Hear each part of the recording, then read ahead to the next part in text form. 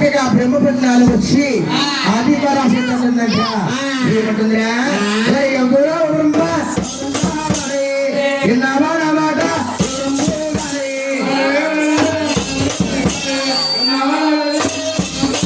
నాకు గ్రామాలు కోరాలి గ్రామాలోకి చేసి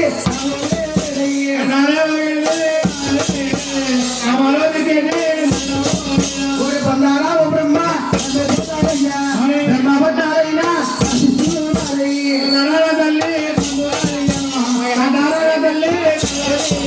అలాగన్నప్పుడు బ్రహ్మదేవుడు ఆది పరాశక్తి అంటాడంట.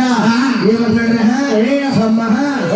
చూస్తే నాకు తల్లివమ్మా నేను చూస్తే నేను పెట్టనమ్మా తల్లిని పొందినవాడు అదే కాదమ్మా తల్లికి బిడ్డకి వర్షం లేవమ్మా అలాగని చెప్పి నిన్ను పొందలేనమ్మా అలాగని ఎప్పుడైతే చెప్పాడో ఆది పరాశక్తికి ఎప్పుడైతే గోపాలు చేసి ఆ బ్రహ్మదేవుణ్ణి అలా పసంద చెందుకోయిందో గోరుడా హరిపోదా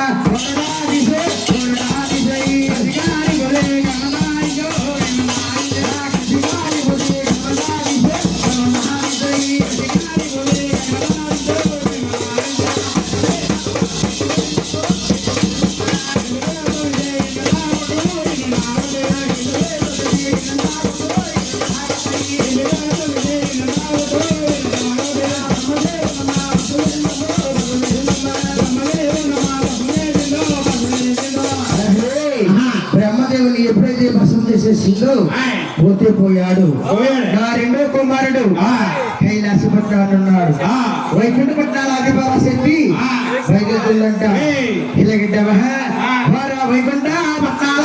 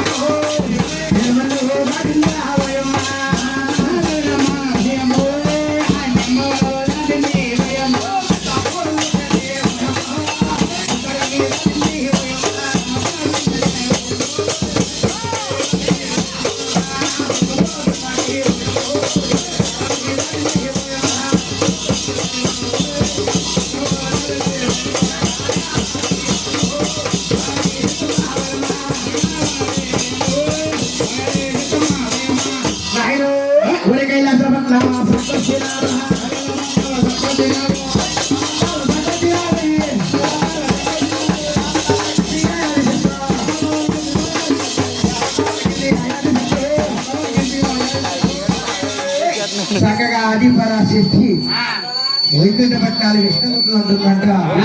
ఏమంటుందిరా వైకుంఠ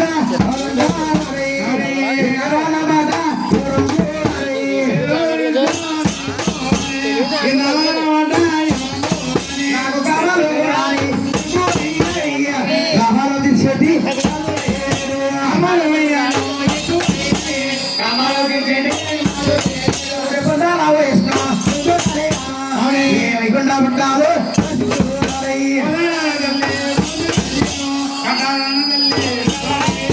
అలాగన్నప్పటికీ ఆది పరాశక్తి అలాగన్నప్పటికీ విష్ణుమూర్తి అంటాడంట. అమ్మా నువ్వు చూస్తే తల్లివమ్మా మీరు చూస్తే బిడ్డనమ్మా ఉండగా నల్లకు పుట్టదలుస్తుంది పెరగదలుస్తుంది నల్లకంలో నల్లు పుడతారమ్మా తల్లికి బిడ్డకి వాయా వర్షం లేకుండా పోతాయి అన్ని విడిచిపెట్టారని చెప్పి కొనలంట అలా పారిపోయింది. ఎప్పుడైతే కోడలంట పారిపోయాడో తిరిగి మనం పోతే పోయాడు. కైలాసపట్నాన ఉన్నాడు గౌరీ శంకరుడు ఉన్నాడు. శంకరు దగ్గరికి వెళ్తే కామాలు తప్పకుండా తీరుస్తాడు. అలాగని చెప్పి ఆది పరాశక్తి కైలాసపట్నాలు పెంచుతుంది. సిరిసిరి నువ్వు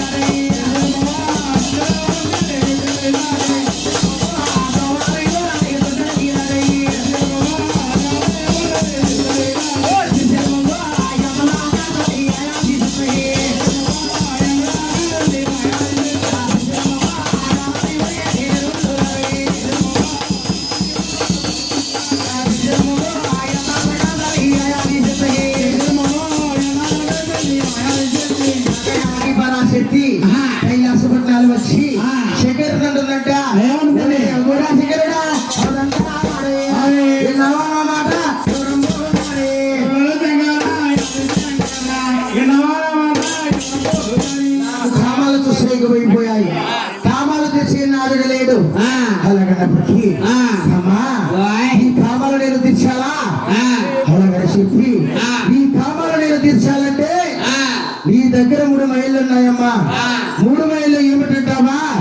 నువ్వు పుడతావు ఒక మైల, ఒక మైల, నీకు 12 సంవత్సరాలు 20 సంవత్సరాలు అవుతావు, అదొక మైల.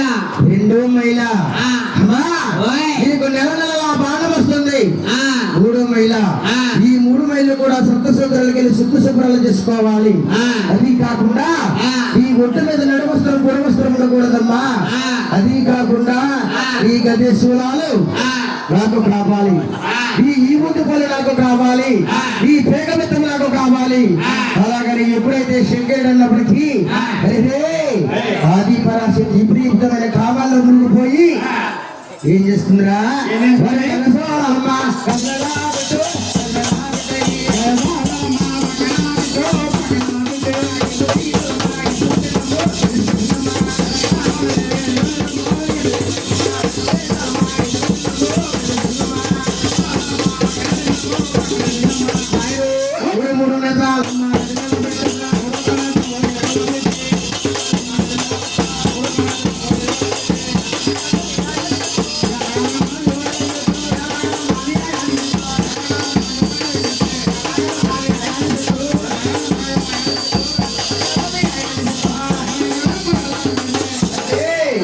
ఎప్పుడైతే అన్ని కూడా విడిచిపెట్టేవాడికి శంకరుడు ఆయన తీసుకుని సగ బలం దిగిపోయింది.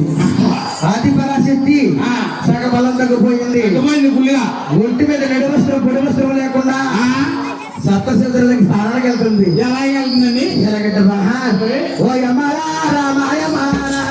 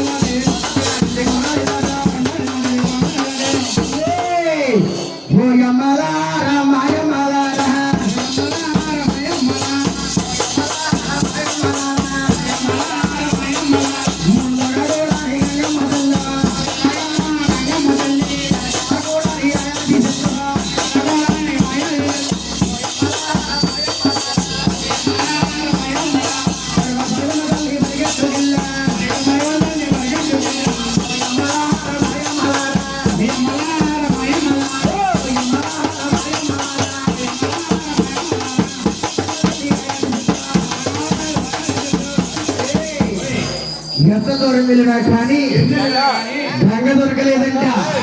శంకరుడి దగ్గరికి వచ్చింది గంగా తల్లి. శంకర పరమేశ్వర, ఈ తల్లి గారికి కన్ను దొరికినట్టయితే, ఈ తల్లి గారిని తాకినట్టయితే ఈ తల్లి గారి కావాలని తీర్చాలి. అలాగని చెప్పగానే అలాగని ఎప్పుడైతే చెప్తుందో ఆ గంగాదేవిని తీసుకుని అలా పెట్టుకున్నాడు. ఆది పరాశక్తి శంకరుడి దగ్గరికి వచ్చింది. శంకరుడు అంటుందంట, శంకర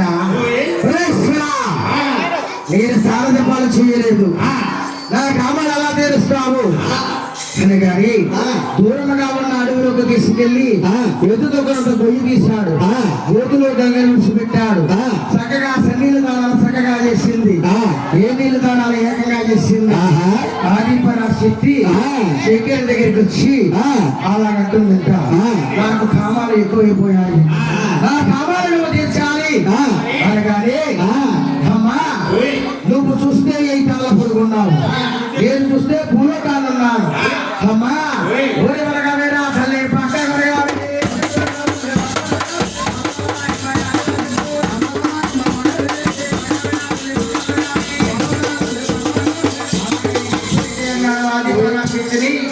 చక్కగట్టి పక్క దొరికిందంట. శంకరుడు అంటున్నాడు, అమ్మా నువ్వు నాకు తల్లివమ్మా, నేను నీకు బిడ్డనమ్మా. తల్లిని పొందిన వాళ్ళు ఖరీదు కాదు తల్లి, ఉండగా నరలోకం పుట్టదలుస్తుంది, తిరగదలుస్తుంది. తల్లికి బిడ్డకి వాయాపరుషులు ఉండబమ్మా. అలాగని చెప్పి శంకరుడు ఆది పరాశక్తిని వసూలు చేసి చెప్తున్నాడు. ఎందుకంటే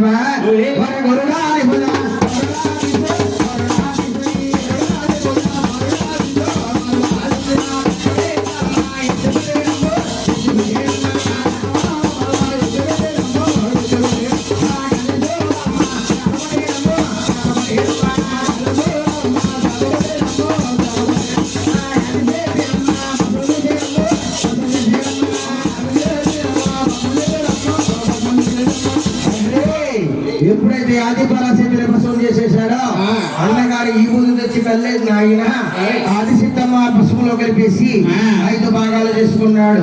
5 భాగాల ఒక భాగం తీసుకుని